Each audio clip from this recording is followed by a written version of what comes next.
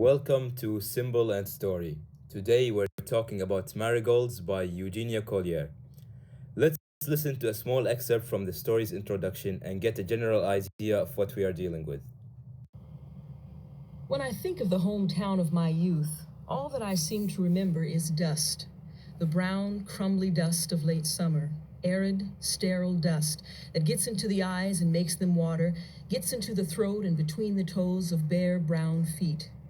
I don't know why I should remember only the dust. Surely there must have been lush green lawns and paved streets under leafy shade trees somewhere in town. But memory is an abstract painting. It does not present things as they are, but rather as they feel. So, after we listen to that, Ali, can you tell us what the story is about? Sure, Elizabeth, a young girl, grows up during hard times. One day, she destroys Miss Lottie's marigolds out of anger.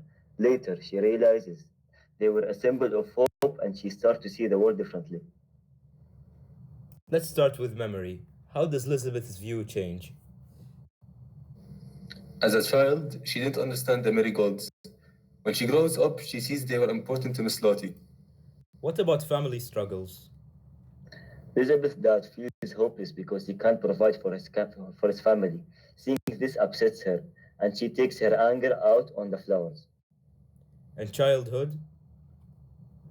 When she destroys the marigolds, she realizes that her life is more complicated than she thought. It's the moment she grows up. Alright, so let's talk about marigolds in the context of the Great Depression, and let's listen to this audio reading directly from the story. Poverty was the cage in which we all were trapped, and our hatred of it was still the vague, undirected restlessness of the zoo-bred flamingo who knows that nature created him to fly free. So, how does poverty shape the story? What do you guys think? Elizabeth's whole life is shaped by struggle. Her parents are always working, and there is this constant tension at home. Yeah, and that frustration builds up in her. The marigolds become a target because they stand out in all that misery. It's more than just personal struggle. The Great Depression hit black communities especially hard. Opportunities almost non-existent. Right, and racism made things worse. Even if the economy got better, people like Elizabeth's family were still stuck. Exactly. Miss Lottie represents that. She's clinging to beauty in a place that offers none. And that's why Elizabeth destroys the flowers. It's her breaking point. It's also about growing up. She realizes later why those flowers mattered so much. So the story isn't just about poverty, but also resilience. Even in struggles of the Great Depression and the racism during that period, people try to create something beautiful. But that beautiful thing can often stick out like a weed, ironically, irritating others with the false hope it represents, for those others may not be as hopeful and resilient. Speaking of resilience, let's look at marigolds as a case study for resilience and growth. How does Elizabeth's journey show that? Well, she starts off careless, just acting on emotions, but after destroying the marigolds, she realizes what they meant to Miss Lottie. That's her shift from innocence to awareness.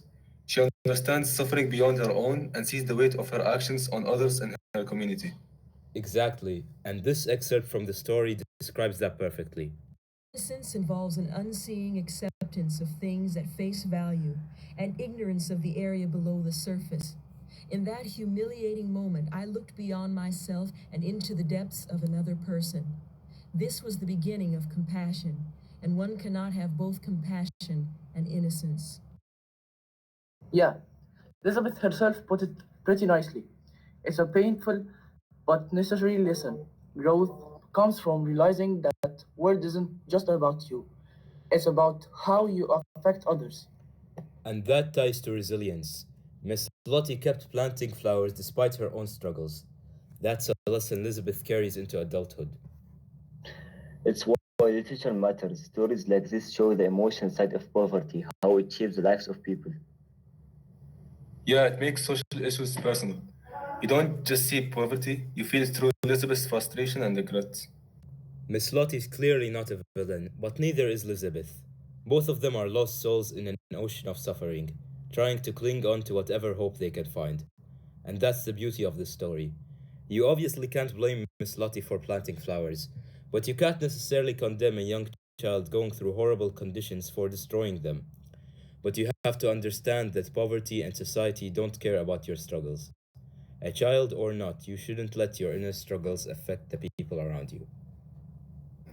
Damn, dude, that was really nice said. This story is really beautiful in that sense. This piece of literature doesn't just reflect society, it pushes you to think deeper about it.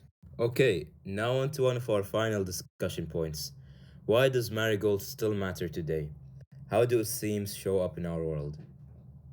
Poverty and struggle haven't gone away. A lot of kids today still grow up feeling hopeless, just like Elizabeth. Yeah, and that frustration still shows, whether as lashing out, feeling stuck, or searching or for meaning in tough situations.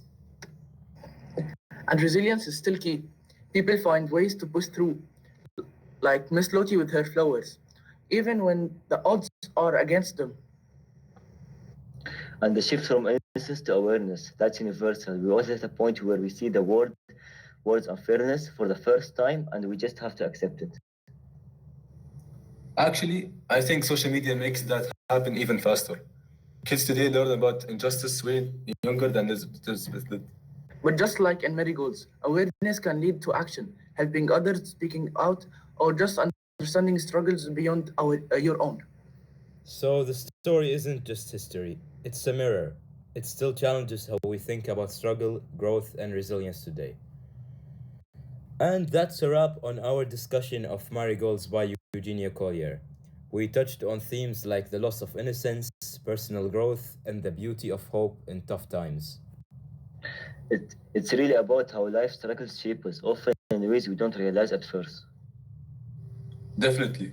It shows how we all deal in anger with confusion, sometimes in unexpected ways. And the marigolds symbolize finding beauty even in hardship. Thanks for joining me, guys, and thank you all for listening. Don't forget to subscribe, and we'll catch you next time.